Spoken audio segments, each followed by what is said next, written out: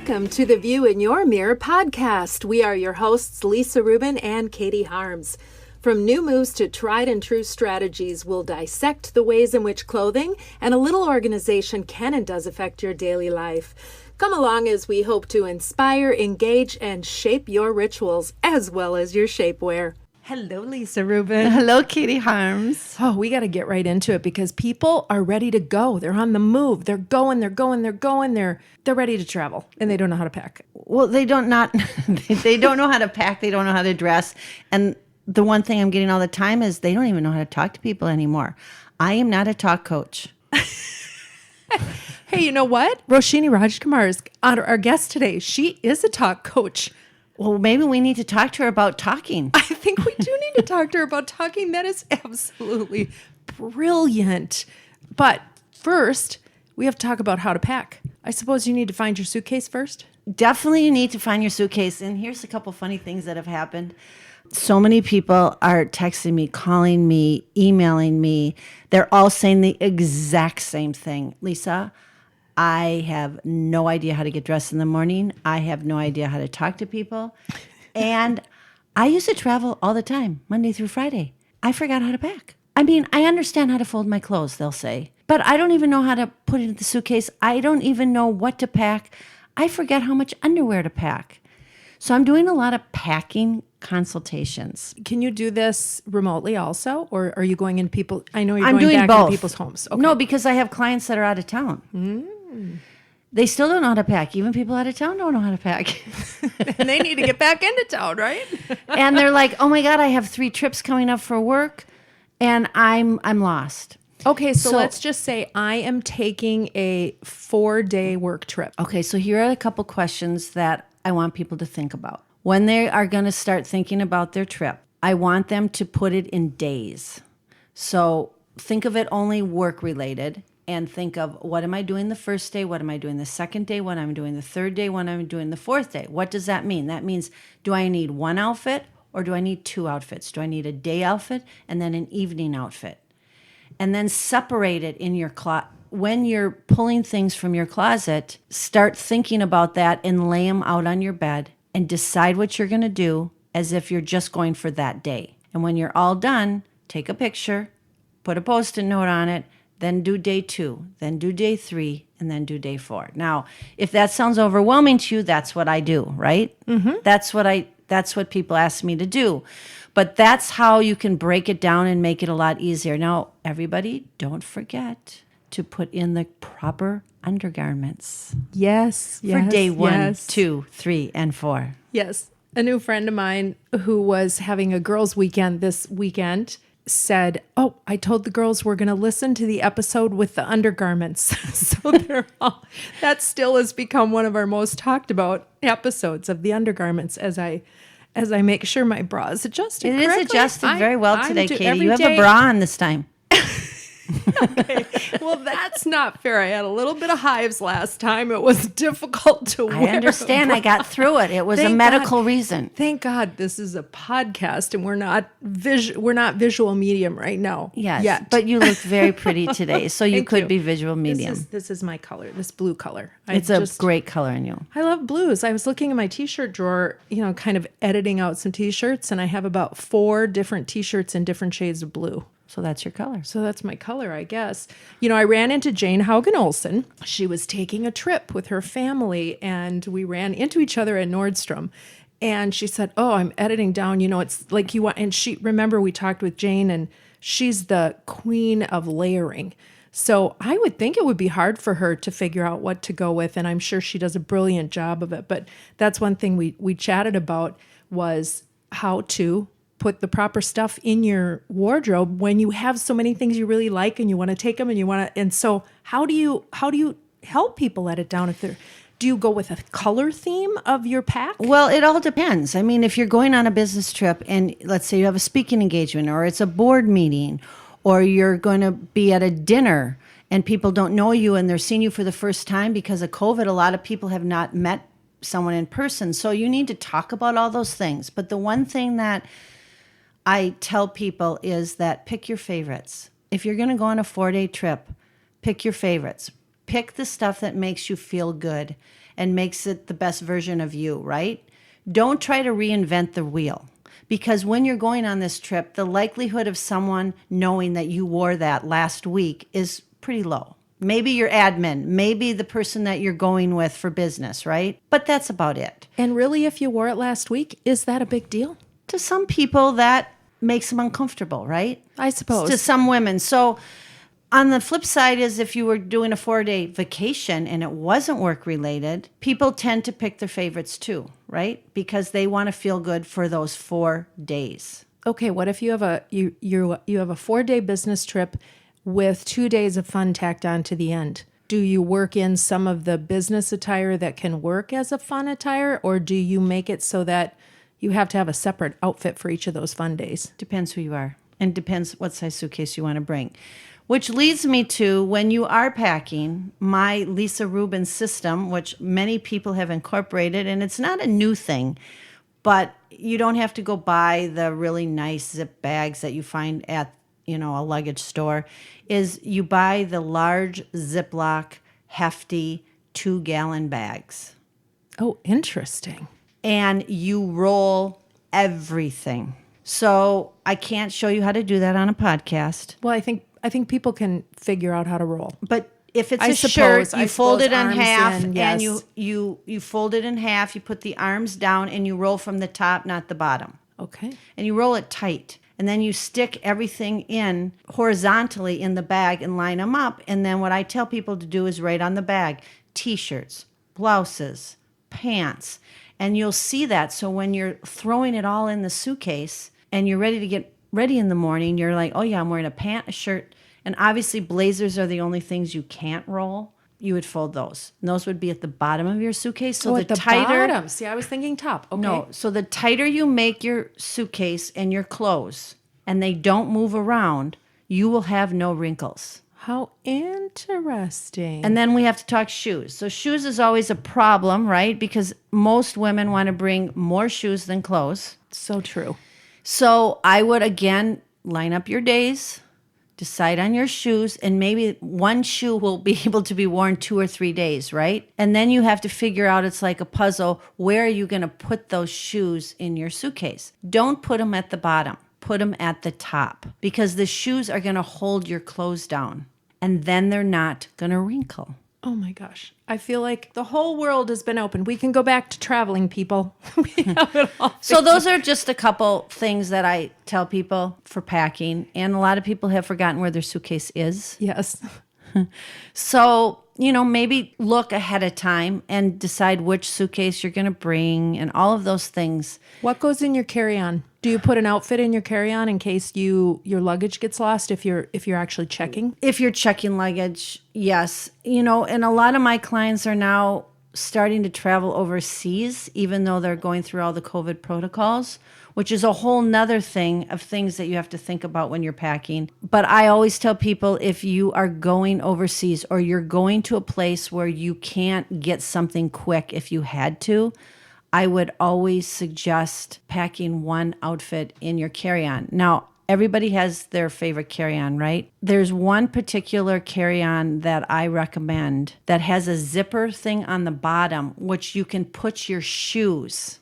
Oh, that makes sense. And you can lay your shoes in the carry-on and then throw all of your loose liquids, whatever, or you can put that outfit at the bottom. Sure. What is the name of this bag? It's a Low and Sons bag. L-O and Sons. And does it come in sizes? It does come in sizes. I think there are 2 sizes. I haven't looked since before COVID. Maybe they've come up with a new size, but there's a larger size and then a regular size. And the larger size comes with a strap, so you actually can crossbody it so you don't have to hurt your shoulder. It's fantastic. It's a very thick canvas bag, and it is indestructible. And it has pockets. And Pockets. A 2-day trip, you could fit everything you need in that bag. I have done it. You don't even need a suitcase. Well, that's fantastic. All right. Well, I think we have given a phenomenal amount of information on packing and opened people's eyes and given them something to look forward to in their packing rather than having it be a excruciating stressful thing. Just stressful. Everybody, just try to do it in days. Count your days. Count really what you're going to be doing so that you don't overpack. Because if you overpack, you can't buy anything if you want to because you have no room for it. Yeah. And like everything, it's the pre-planning and the preparation for something that really makes it a much more enjoyable experience once it actually happens. Very true. So let's welcome Roshini Rajkumar. She is a world traveler, so she probably knows a bit about packing, but we definitely want to talk to her about how to talk. That would be a really good thing because I'm not a talk coach. Welcome to the podcast, Roshini Rajkumar. We're so happy to have you. I'm so happy to be here. So we were talking about packing before you came to join us, and Lisa was pretty funny because she said she's hearing from a lot of her clients who are like, I haven't traveled for I don't know how long. I don't know how to pack anymore. I don't know how to talk to people. And she said, I'm not a talk coach. I said, well, Roshini is a talk coach. So if you meet somebody for the first time, or let's just say the elevator speech, what do you tell them you do? Well, I'll tell you, first of all, don't like that term elevator speech. Okay. Try to nix it. Try to get it out of your vocabulary. Okay. Because that implies one size fits all. Oh, we know about one size fits all. And Katie. we talked know about that Lisa last doesn't show. like one size fits all, right? So really what it is a short introduction, a personal introduction, whatever you want to call it. And you always want to think about audience analysis. So that short 20 to 60 second introduction or back and forth with someone, depending on who it is, could change up. Your intent may be similar. You may want to really showcase who you are or establish a rapport. That could be an intent line, or build credibility. But based on who the audience is, one or many, you want to change up how you communicate that personal introduction. All right. So let's just say you're with a new group of friends or people you've just met, small group, Strangers? strangers. Who are you? All right. Well, I am an executive crisis coach who happens to have been a television reporter. I'm also a talk show and digital host, radio and digital. And I just enjoy helping people own their wow. I love that tagline. I do too. And what I also love is that you walk the walk, you talk the talk. So as I have watched you and as I have worked with you and then gotten to know you as a friend, when you read something that somebody puts out, you are so good about commenting and really bolstering people up. Way to own your wow is, I think, one of the things that I've seen, or way to communicate that. Right. Communicate that is my book title. So I love saying way to communicate that because it not only is my book title for those who know that, so it's a little bit of an inside kind of line, but it really is a compliment when someone puts together things, whether they're giving someone a shout out on LinkedIn or they write a really cool Instagram post. And people love comments and they love engagement. I know you all love it. You both love it when people listen to and comment on your podcast and share it. So when I see something that's well said or well communicated, really, I like to give that pump up to someone. I think that's fantastic. So you have to add author to your describing who you are. I am an author. Yes, Communicate That is in its third edition, but even the third edition is now needing a fourth edition because the third edition came out in 2014. The original book came out in 2010. It lays out my IAP communication formula, which is a communication formula that you can apply to any communication setting. Doesn't have to be the big game days. Could be a simple email, a phone call, a podcast, whatever, the big and the little game days. And it really is something about an easy preparation tool. So it stands for intent, audience analysis, and powerful performance. So the intent line is about you, the communicator. The powerful performance is about your audience. That's why it's really important we do the audience analysis. So even in a simple 60-second or shorter personal introduction, based on who my audience is and front of me. I want to customize what comes out of my mouth or how I deliver that introduction. So it's interesting because that's what I do when I'm helping people with their executive presence. And one of the first questions I ask them is, who is your audience? Because in order to dress for your day, you have to mirror, I say, who your audience or who your client's going to be or who the person at the other end is going to be. Even if we're virtually on computers still and we're not in person doing it, you still have to mirror them. And that is my biggest thing. So I do the same thing. Really important, and showing the level of respect that is needed for that situation. And the flip side of that is if it is a dressed down or a casual thing, you also don't want to show up in a 3-piece suit, because then that could deliver the subtextual message of that you're taking yourself too seriously or you're too uptight. So it's really thinking about all those things, the technical details of the setting, what you might do on a virtual video meeting versus an in-person meeting, all of those kinds of things. Yep. Have you guys seen the commercial? I think it's for a phone company, for a mobile phone company, where it's about spotty service. And the one woman's talking to another woman who's going to have a lunch meeting. And she said, it's my first ever. And the woman on the other end of the phone is saying, well, giving her some hints and tips. And then the commercial shows with the spottiness what she heard. So she shows up to this lunch in a theatrical costume. I have seen that. Yes, I think it's about funny. you guys all the time, especially you, Lisa, because that's kind of the thing, really, having that comfort level to show up dressed how you want to be dressed so that you can feel comfortable, so that you can put your best foot forward. And if you've done the work on audience analysis and how you communicate, it should be a smooth sailing experience. Yeah, I don't use what's your costume, but I say, let's discuss what your uniform for the day is going to be. Makes sense. All right. So I know you to be an incredibly well put together person, Roshini. Well, thank you. That's very kind. So how did you come? You have a style. How did you come to that style? Well, a lot of it is informed by my past life as a television reporter, as a television broadcaster, because you really did have to think about how you were going to look on air, and you weren't always under the lights of a set. I mean, often as a reporter, I was out in the field, so you had to dress for your day, dress for the story, but you didn't always know what your story was going to be. So sometimes you would show up at a flood, situation and you're in a suit or you're in a skirt. And so that might be the reason why I'm such a lover of pants, because I think in that world, I wore pants a lot, not necessarily jeans, but trousers, sometimes jeans, depending on if I knew ahead of time I had weather coverage or something like that. But really understanding that no matter what is happening, you still have to get up and perform on television.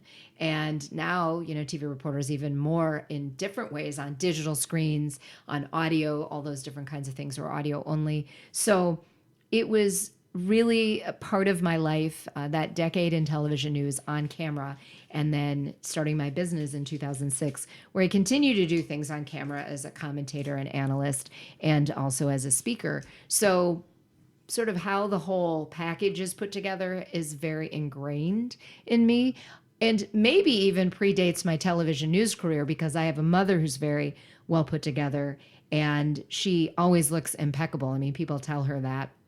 I don't know that I always look as impeccable as she does, but there was, from a young age, also where I grew up, people were stylish. People liked nice clothes, things like that.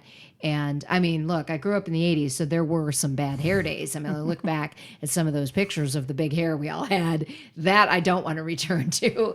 But all of those parts of my life really inform what I do now. And then as an executive coach and someone who is helping executives with their presence in different ways in their delivery, I can't look like a slob, because there's no credibility in that with clients, or if I'm on stage speaking, I can't look like a mess if I'm like, recently I was in Chicago speaking with auto dealer executives, and if I'm telling, teaching them own your wow, we did the own your wow talk, and we're teaching them how to own their wow, showcase it, master, your differentiators. I couldn't be up there in sweats with my hair all straggly and no makeup on. So I do have to live the brand.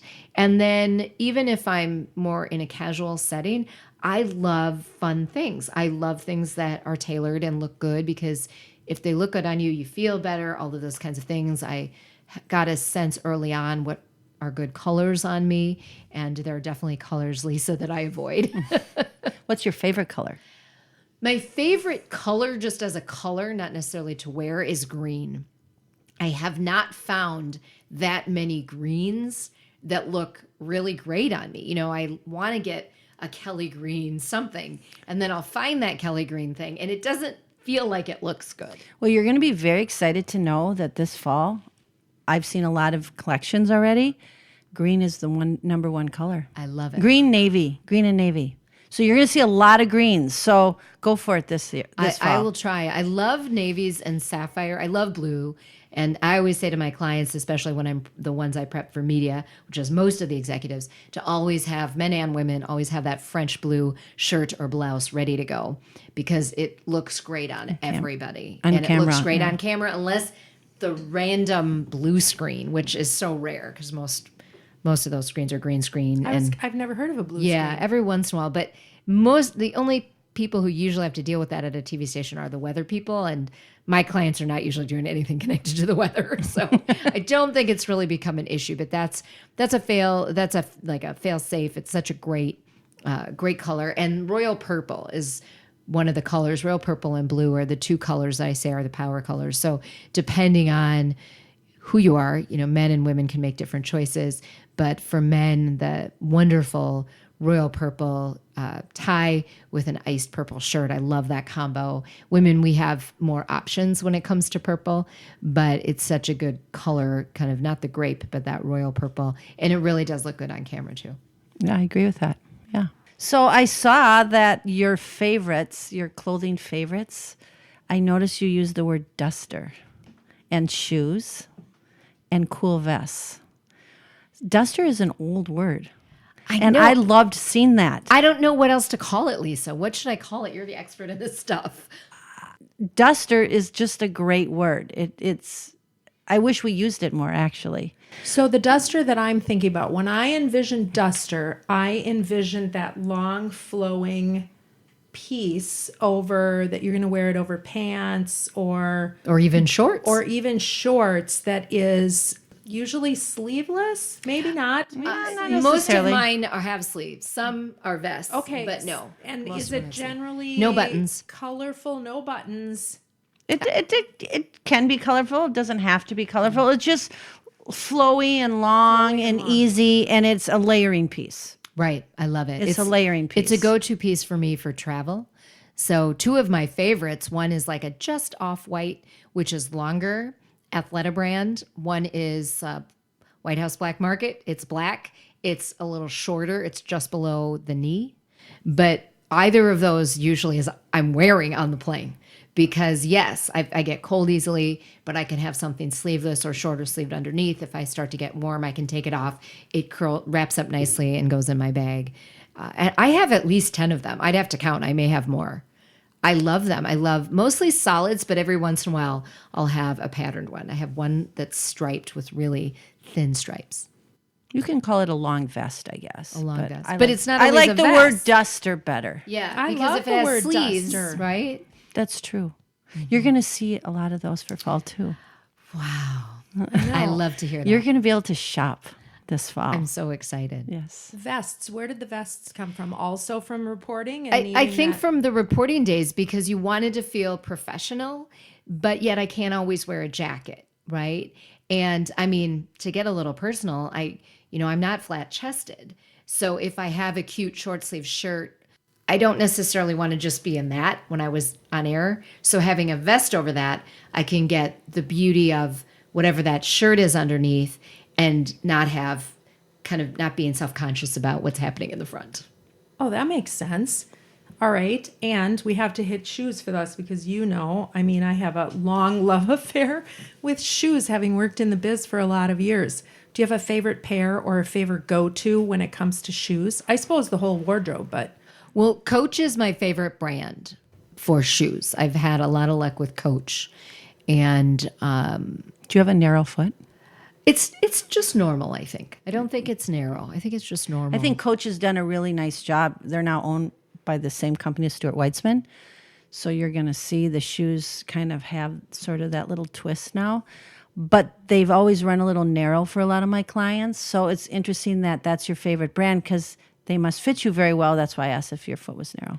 Well, and one of the reasons I love shoes in general, but with my business that I started in early '06, I'm a professional speaker, so I'm also on stages. So I really do have to look good from head to toe, because if I'm on a stage that's elevated, which is most of the time, people can easily see my shoes. So I also have some shoes that I only wear on stage and I don't let go outside, because they're going to get scuffed up, or that little, what happens to that little heel. Some of my favorites, I've had that little heel replaced multiple times or resoled multiple times. That is such a good hint for people to do that. And I tell people to do that actually right after they get the shoe, if they bring it into the shoemaker and have it replaced with a rubber one, because the one that they're generally sold with is more plastic and harder. And the slippage is great. If you catch the edge of that, you will literally skate. Yes, you will. And that's scary. I've done it. And dangerous. So getting those replaced with a rubber tip, at least after you've worn them down too, but that keeps your shoes newer, longer. One of my favorite pairs of shoes, which has now kind of become my stage shoes, but I can't wear them every time. But, if it's a new audience in a different city, a different association, they've probably never seen my shoes before. But I wore them recently in Chicago for the auto dealers. And it's a good pair of shoes when men come up to me and say, I love your shoes, or my wife would love your shoes. And they're kind of a tapestry. So you could get away with wearing different colors with them. There's some red in there, some green, some black. They zip in the back, but they also have a strap around the ankle. So if you don't want to go through like buckling it up, you could just unzip the back and slide them in. Oh, that's nice. And then they show some of the front, the top part of your foot, which I think is very sexy, but it's a closed toe. So never on stage would I wear an open toe shoe. And it's pretty rare that I recommend to my clients to wear open toe if they are going to be on a panel or speaking engagement, because it just doesn't photograph well. I say the same thing. I don't think you should have open-toe shoes in a boardroom either. Agreed. It's too sexy, and sometimes you're the only woman in the room. And sometimes it's not sexy, because if you haven't really taken care of your toes, that's a whole nother story.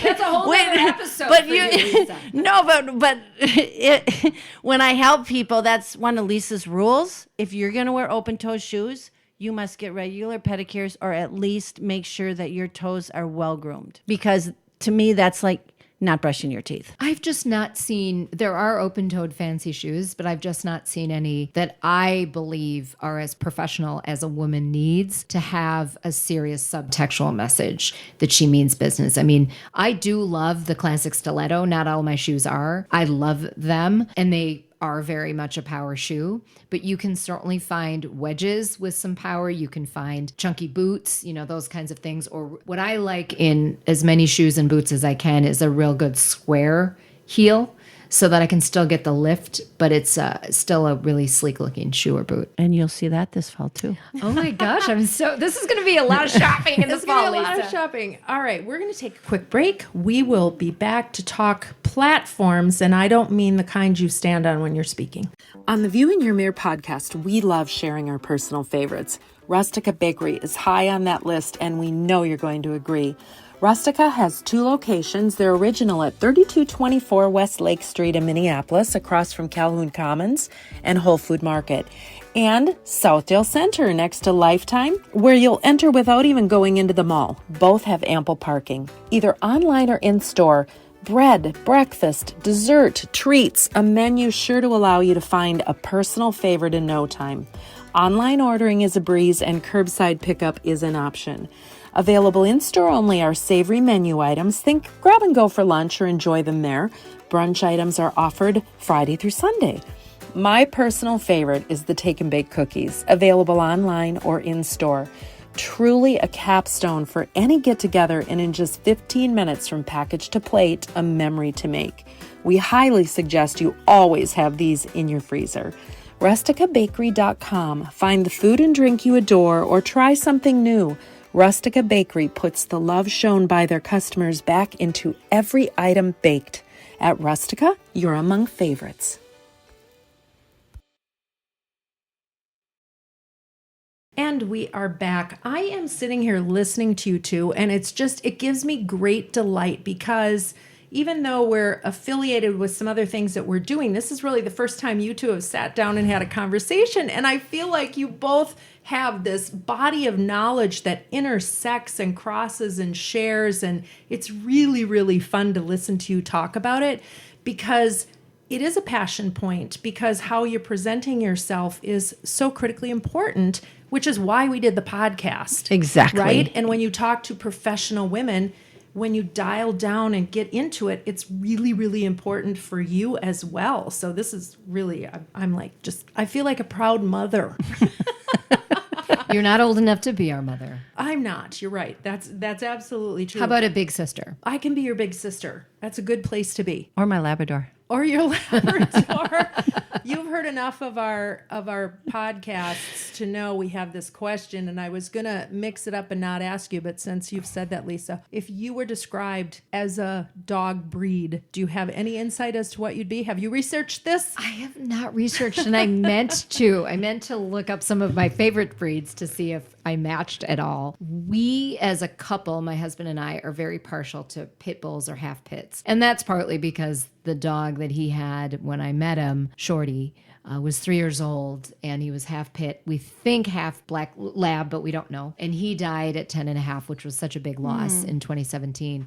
And then we just took a pause. We knew it'd be at least a year before we could get a dog again. And when we did start looking, we would always, as much as we said we should get a different breed, we'd always look at the pit bulls or the part pit. And we tried a couple. We kind of got to know Rottweilers, and that they're such cute puppies, but ultimately as adult dogs, it's not the breed for us, and did some fostering. And ultimately we got a dog in August 2020 when we weren't planning. Like, time had passed. We're like, this isn't going to happen. And it was very unexpected. And he did look like he was part pit when we got him, but we were told he was terrier and boxer. We did a DNA test, and he's fully half boxer, and the other half is a blend of Vizsla, Great Pyrenees, some kind of sheepdog, and Alaskan Husky. How He's a interesting. gorgeous dog. Oh, Kodak, who you've he met. is- yes. But I feel like, interestingly enough, he has your abounding energy and pride. I feel like he's just a beautifully comfortable in his own skin, happy wherever he's at, and really can go from one thing to the next with ease. Wow, that's a good assessment. She's a good I haven't met your dog dog, so I analyst. can't assess anything. But I think I also just assessed you. So it's interesting that the dog that found you is similar to you. Now I'm looking at my little shaggy Tilly sitting here. I don't think Tilly's anything like me, other than the fact that she likes to be pet.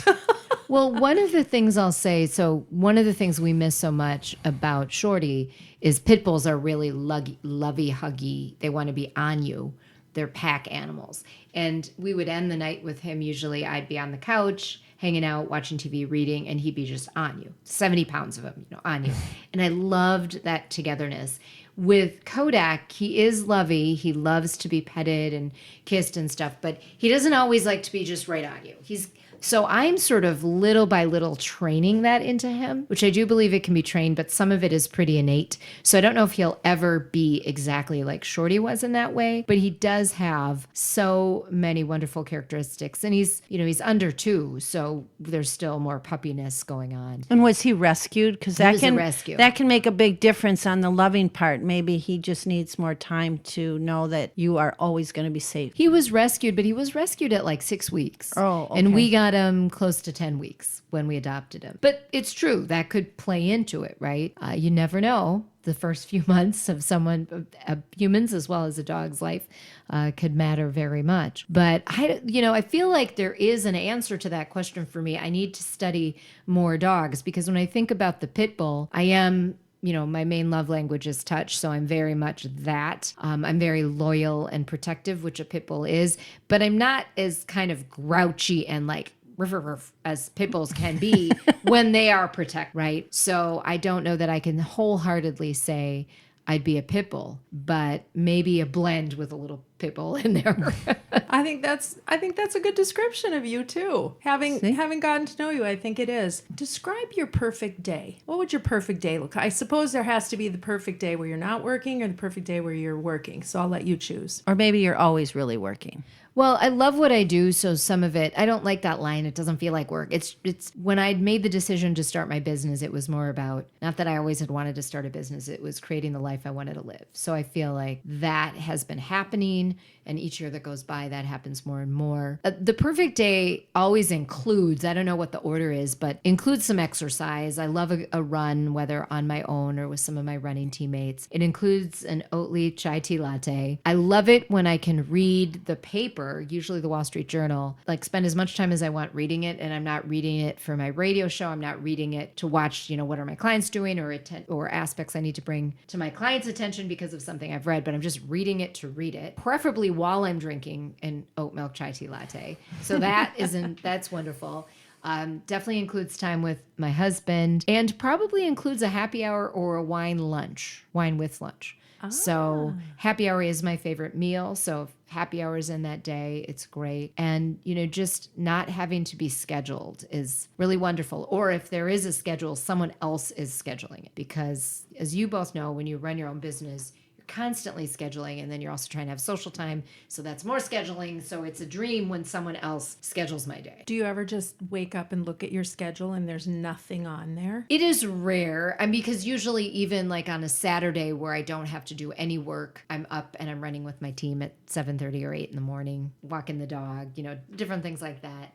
But I'm trying to make it happen where there's more of that green space, as I call it, to just be and do and refresh. Did you see a huge shift in COVID in terms of your business and how your clients came to you? Yeah, I don't know if it was a huge shift. There were some big changes that happened, and some of those changes helped me to narrow the focus on some of my services that I wanted to deliver. I grew some new areas of services or moved some in the direction that were really responding even more so to crisis and inclusion and equity topics that are really hot right now. They really shouldn't just be hot topics. They should be part of every organization. But those are some areas, because they became so hot in 2020 and beyond, that I saw that what I was doing could really be marketed more toward that. So the clients I had knew that I did those things, but then it's more a case of marketing those services to others to know I do those things. And then, of course,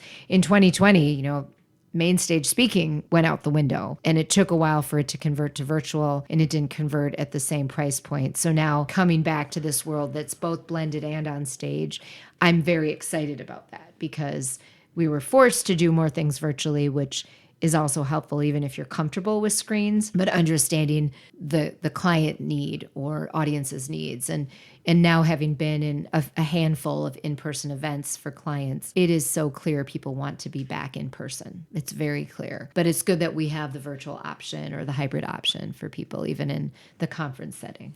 Like, that was the question I was going to ask you, but you answered my question. And I wanted to know, because I haven't personally done any public speaking yet. I did a lot of it before COVID. And do you feel like the people that are there are very receptive, and they're actually listening harder or longer, or they're not as distracted because they haven't done it in so long? Did you get a better response? I don't know if it was better. So my very first back in person was April 2021 for a half-day women's conference. And I was the MC for it. And then I moderated a panel within it. And then there were some other speakers I introduced. It was about 250 women. They did a combo. You could be virtual if you wanted. And they had about 50 virtually. And then the event space maxed at 200. So that was by choice of the event space. But they got, the maximum number of people they wanted in person. They had another 50 or so joining virtually. So there were more people who came in person because they could and wanted to. And you just saw a lot of gratitude with people wanting to be there. I believe that the content was very good, and that's always helpful. And I don't know that I would say people are more or less attentive to the content. But what I do notice is more gratitude for just being together. So people maybe took for granted that there were all these conferences or in-person events before, and now they're craving them. And I think we will see more and more of them as 2021 and 2022 move forward. I like that, gratitude. That's true. That's a fantastic word. And it's very true. That's probably the word I was looking for. So that was good. Well, I think 2020, and it's so interesting, every single guest that we've had on has, when we talk about COVID, talks about what has positively happened in 2020 for them personally, to a person that we've talked about, that we've talked to, which is so interesting to me. So that ability to read the glass as half full, I guess, or to find the joy in even the worst times, is it a skill? Is it a gift? I think it's both. I don't know. I think it's both. I mean, when COVID hit for me, I tried to say, how can I make myself better? And what can I do and take this time and help my clients, help myself? And the podcast came out of it, right? Along with some other things. So I was always letting my clients know about that too.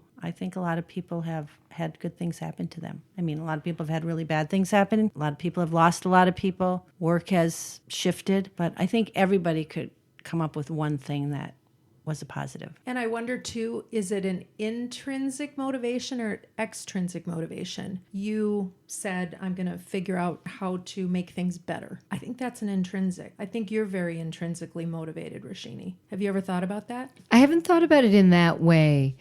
I would say 2020, it would be hard to find someone who could say it was all bad or all great, right? If you're really honest with yourself, you got some good things out of 2020, whether it was more family time. For me, the big gift was such a dedication to simplicity. And that has been my theme ever since. So it's my theme word for 2021, and it'll probably stay my theme word. Simplicity. That's a great theme word. So, okay, let's talk about your closet for a second. Did you go into the depth of your closet with wardrobe, or did you stay within the simplicity of the front part of it where all of your things became easy to combine, use? Good question, What happened Katie. in the morning when you woke up and looked in that closet? Well, this is my one true confession that's really hard to say with Lisa here is the closet needs help. The closet needs help. And I can't tell you how many times over the last several months I said, I need to just spend one day, take everything out of the closet and do all that stuff you're supposed to do, throw, repair, donate, keep, all that stuff. I know it. I've had guests on my shows talking about it. You've listened to our podcast where we talk about it. Exactly. You have such great tip lists.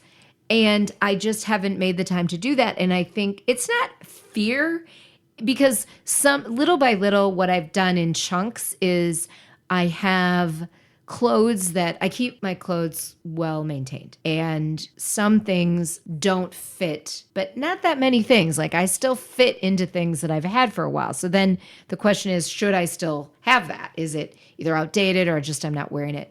I've done a good job in the last 2 to 3 years of giving clothes that are still in good condition. I may still be able to wear, but maybe they're not my go-tos anymore. I mean, there was this one coat, it was red. It's hard for me to give away red things because red is my business color, right? And one of my dear friends who's in TV news, she looks great in red. And so I said, well, do you want this coat? And she's like, oh my gosh, are you kidding?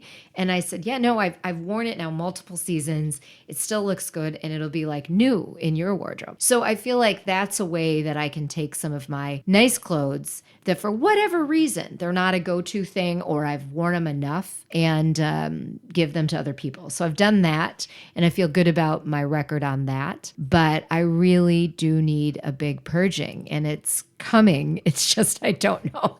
I haven't scheduled it, Lisa. Well, now that you've actually spoken the words, Right. I bet it's going to happen sooner than It is a later. confession I'm making right here on your podcast.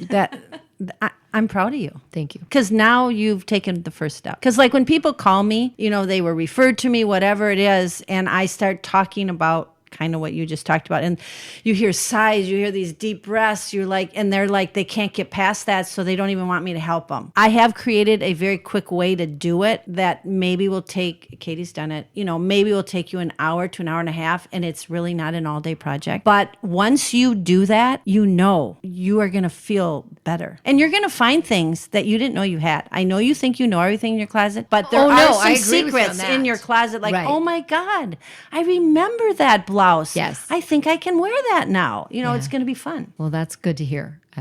You have more optimism about this than I.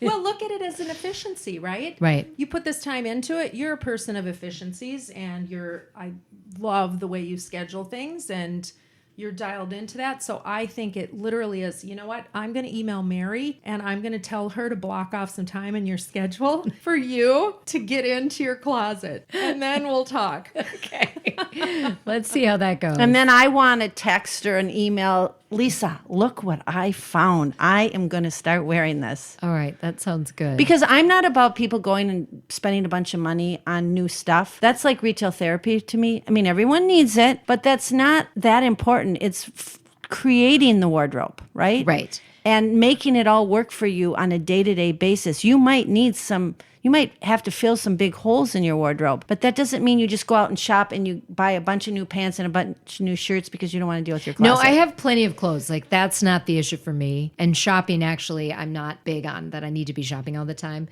It'll go in spurts. But yeah, it's more, this is the clearing. So I need one little bit of professional advice. I do have this pair of pants that I bought. I tried them on. They're a beautiful sapphire blue. And then one side has like a racing stripe down vertically. It's like a black and white. I mean, they're gorgeous.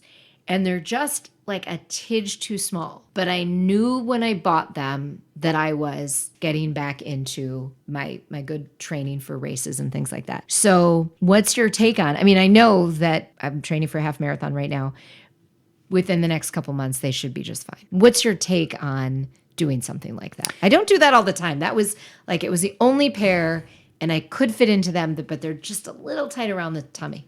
So are there pockets? I can't remember. I don't think so. I have a feeling I know exactly the style of the pant. So the first thing you can do is look at the seam allowance. Okay. Because if there's a seam in the back, a seam in the front, a seam on the sides, if you take it to a good tailor, they can just let out all the seams just a little bit. And that'll work. And that will work because, yes, you're training now and you might lose weight, but we're getting into winter. You want to be able to wear the pants a lot. It's not like I can only wear these when I'm feeling skinny. Right. So just and they're from Anthropologie, and they were on sale. Like, it was the only pair, and these are so awesome. There's probably a little bit of a seam allowance. Okay. So if you take it to somebody that you trust and ask them if they can let it out just a little bit in all the seams. Now, if there's pockets, that's a whole nother story. They might just be able to let it out in the back, the butt, the seat, and the thigh. And that might help too. So alterations becomes very important. All right. Great advice. And then you'll wear the pants all the time. That's what I'd like. Yeah, to the 'cause extent it's you can not- wear sapphire pants. I mean,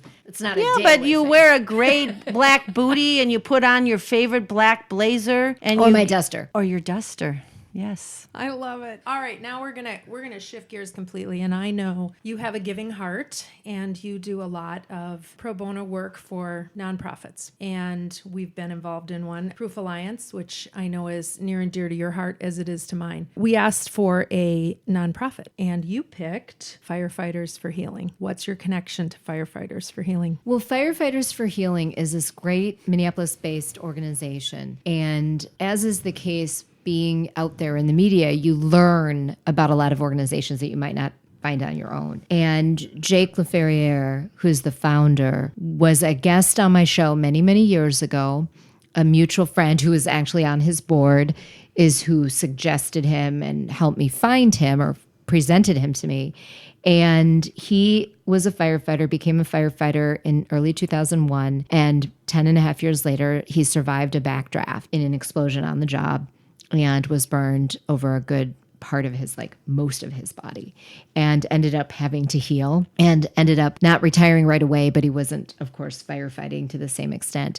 But in 2014 had to retire because of his injuries. So he started Firefighters for Healing, and it's an organization that helps firefighters, children, and their families where kind of insurance doesn't, that financial support after trauma. And they are starting a healing center, transitional healing center. It's a one-of-a-kind thing in downtown Minneapolis. So that is new, and they raise money for that. And I'm just so excited that they have that place and that space. And Jake is just such an amazing spirit, Jake LaFerriere, and is a bundle of energy, and he has a great team around him. So it's an organization that's been on my show over the years several times.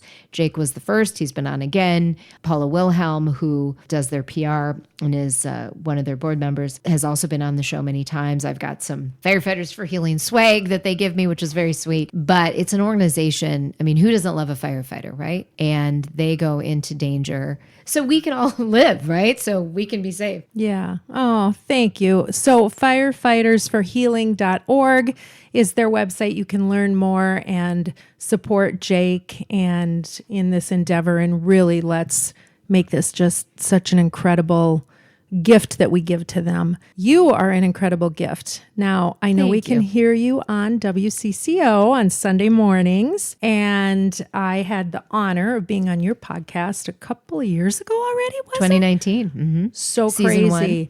So everything you do, I just feel you do with such a level of professionalism and really enjoyment. So I appreciate you for that. So WCCO.com, and they're on Odyssey. WCCOradio.com. That's it. /Roshini is my radio show. And then on Facebook, Discover Minnesota with Roshini, which was started during COVID. And we go all over the state visiting different, usually small towns, but sometimes bigger places. And that is going like gangbusters. The show itself, Discover Minnesota with Roshini, has nearly 30,000 followers. And that page just launched, and the show launched in December. So that's really fun. And what's really great about doing that show as the host and the producer of it is we shine the light on a lot of places around the state that you might not know about, like the town of Wabasso, 700 people.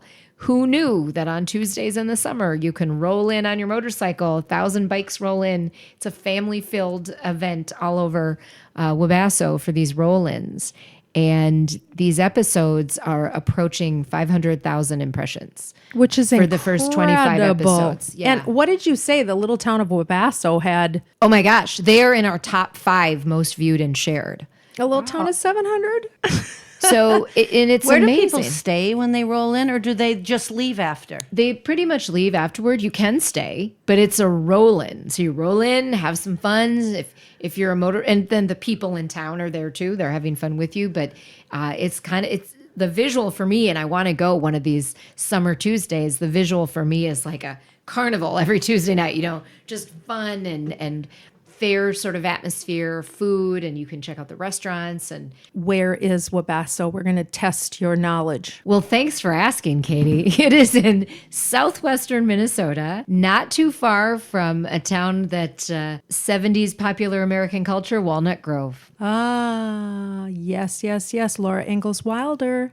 Exactly. Well, that's for another time. But what a wonderful opportunity to get to know a little bit more about our state. I think it's great. It's been fun. And when you learn about the restaurants, the breweries, the wine scenes in different places, the specialty shops, and just the incredible people. So we call the people we chat with for these episodes the tour guides. So in Wabasso, it was the superintendent of schools, Wade McKittrick. In Alexandria, it was the head of tourism, and he was fabulous. And so each of these towns, I just ask for really people with great personalities to be our tour guides. So the episode is sort of kind of built around that person in a way too. That's fantastic. Well, we cannot thank you enough for being with us and for allowing us to turn the tables on you. You're used to being the one asking all the questions, so it's been fun to get to know you a little bit better and share who you are. Well, thanks so much, and thanks for making the questions fairly easy. Thank you very much, Roshini. I really enjoyed it. Well, as usual, we could probably carry on that conversation and learn a whole bunch more. But hey, Wabasso, maybe I'm going to have to take a motorcycle trip there with Dana. I won't be doing that with you, but let me know how it is. I'll report. Report. Well, Lisa, we have it's been truly a joy to do these podcasts. I didn't ask you at the beginning, but do you have any idea what number this is? I think it's episode 15. I think it's 16. Really? I do. I think it's Could 16. I be wrong, Katie? Well, what were you wrong about last week? I have to point it out. Oh, the last episode, it was what content was the dress that I was wearing. And I said it was fully cotton and you said absolutely not. And what did we find out? It was fully cotton. Yes. You don't have to share that with the world, Katie. Oh, well, the world, or the few people that listen to our podcast. Growing every day. Our numbers are good. Our numbers are good. We thank you all for listening to us. If you want more information from Lisa, you go to Lisa at wardrobeconsulting.net. And I am Katie at katieharms.com. You can learn more about us at theviewinyourmirror.com. And we thank you for listening. And we know because you're listening to us religiously, we're sure that the view in your mirror is only getting better and better. Until next time.